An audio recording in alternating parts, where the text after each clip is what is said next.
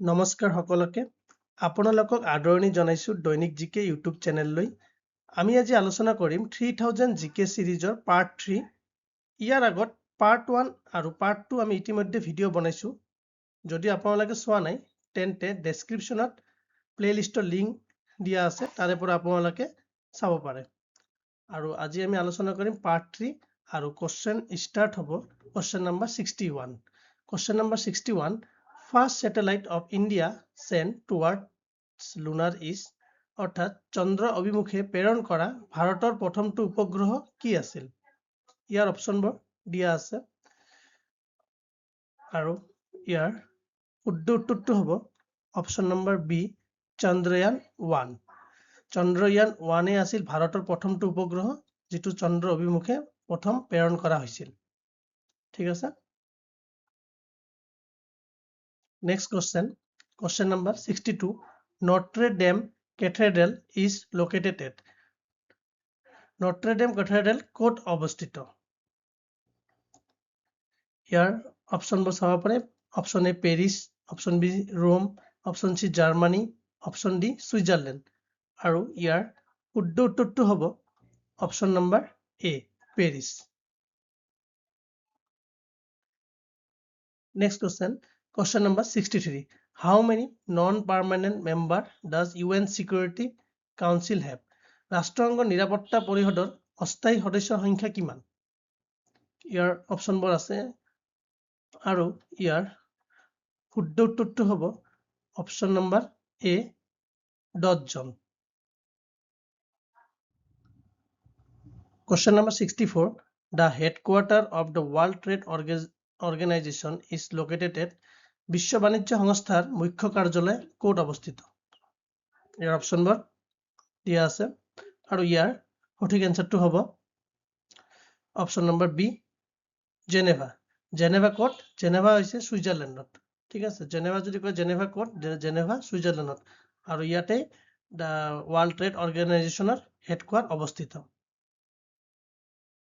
Question number 65. The Statue of Unity is located near অর্থাৎ Statue of Unity কাৰ ওচৰত অৱস্থিত ইয়াৰ অপচনবোৰ চাব পাৰে আৰু Statue of Unity হৈছে সৰ্দাৰ বল্লভভাই পেটেলৰ ষ্টেচু আৰু এটো ওয়াৰ্ল্ডস টলেস্ট ষ্টেচু হয় ঠিক আছে আৰু এটো কাৰ ওচৰত অৱস্থিত হেতু সোধা হৈছে ইয়াতে আৰু ইয়াৰ সঠিক এনসাৰটো হ'ব অপচন নম্বৰ এ সৰ্দাৰ সৰোবৰ ড্যাম অপচন নম্বৰ এ সৰ্দাৰ সৰোবৰ ড্যামৰ ওচৰত Statue of Unity অৱস্থিত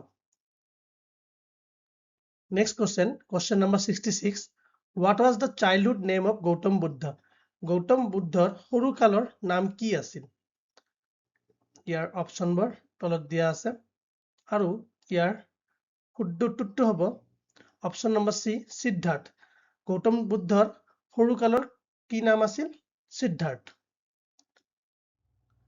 Question number 67. Who is the Supreme Commander of Indian Armed Force? ভাৰতীয় সশস্ত্ৰ বাহিনীৰ সৰ্বোচ্চ বিষয়া বা সেনাপতি কোন? ইয়াৰ অপচনবোৰ আছে আৰু ইয়াৰ শুদ্ধ উত্তৰটো হ'ব option number D president Next question number 68. Night blindness is caused by lack of which vitamin?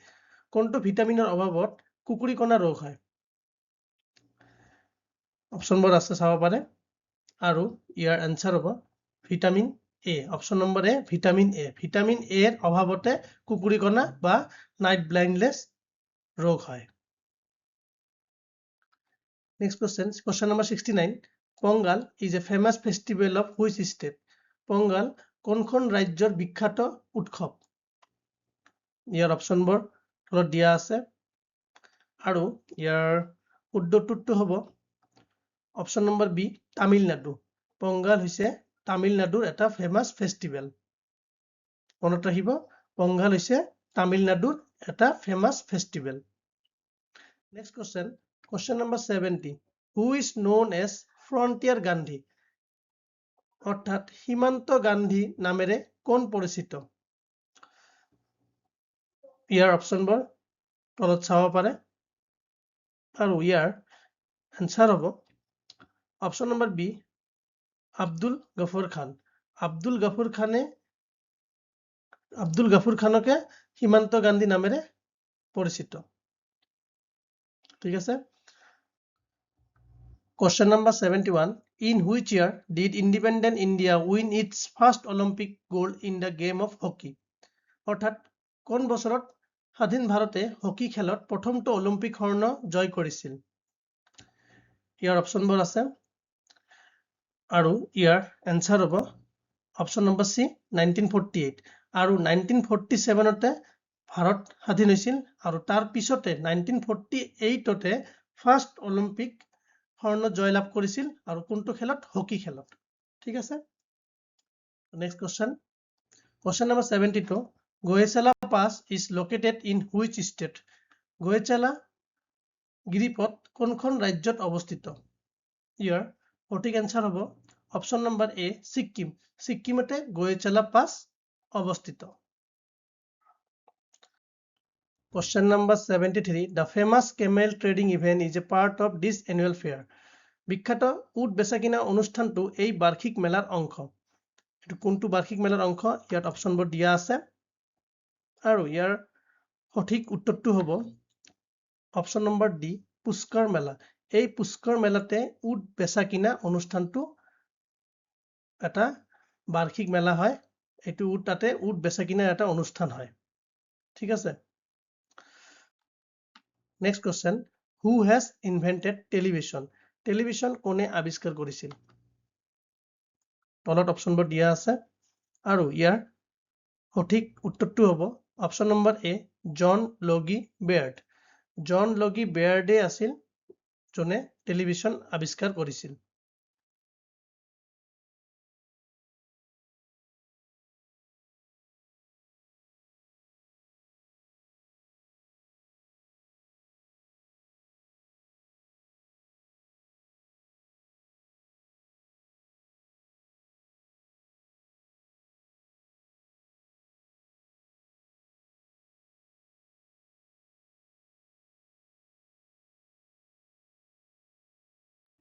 Question number 76.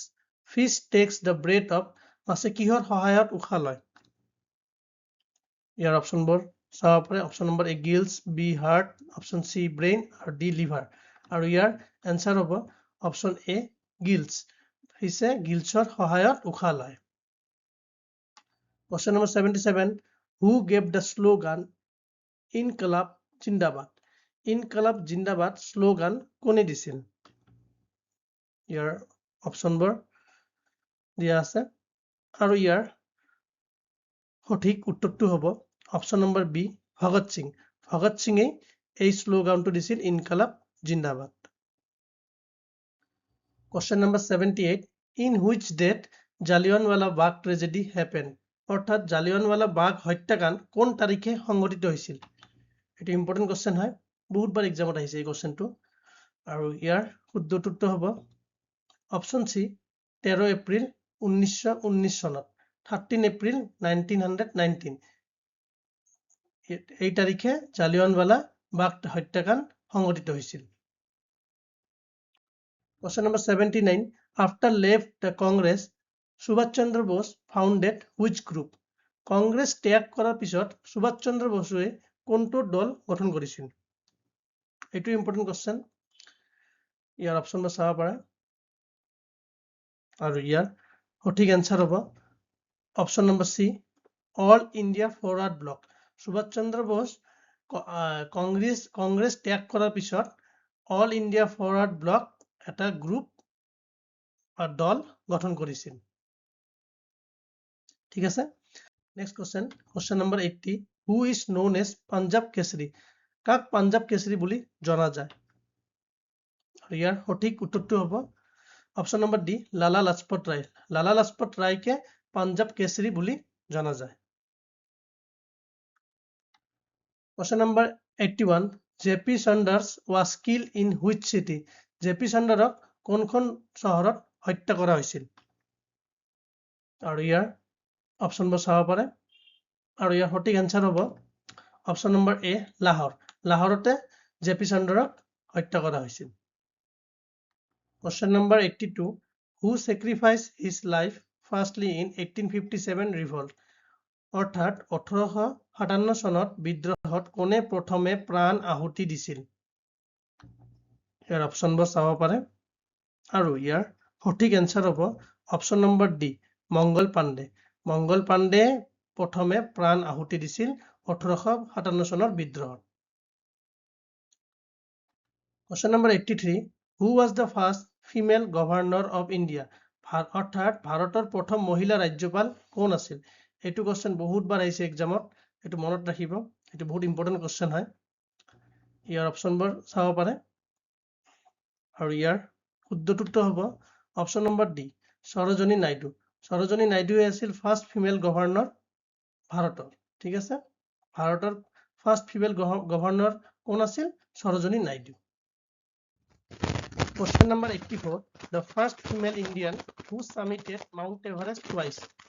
Mount Everest দুবাৰ আৰোহণ কৰা প্ৰথম ভাৰতীয় মহিলা কোন?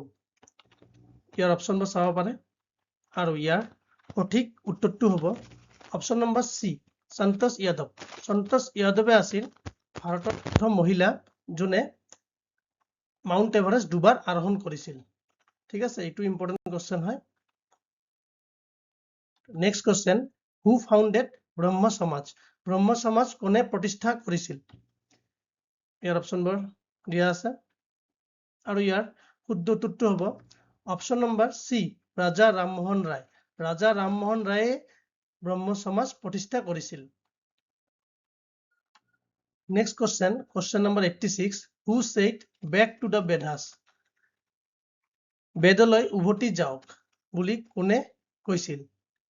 এইটোও এটা ইম্পৰ্টেণ্ট কোৱেশ্চন হয়, বহুতবাৰ এক্সামত আহিছে। হু said back to the Vedas? এইটো ইয়াৰ অপশ্যনবোৰ ইয়াৰ তলত দিয়া আছে আৰু ইয়াৰ সঠিক এনসাৰটো হ'ব অপশ্যন নম্বৰ এ, স্বামী দয়ানন্দ সৰস্বতী। স্বামী দয়ানন্দ সৰস্বতীয়ে কৈছিল বেক টু দ্য বেদাস, বেদলৈ উভতি যাওক। ঠিক আছে। Question number 87.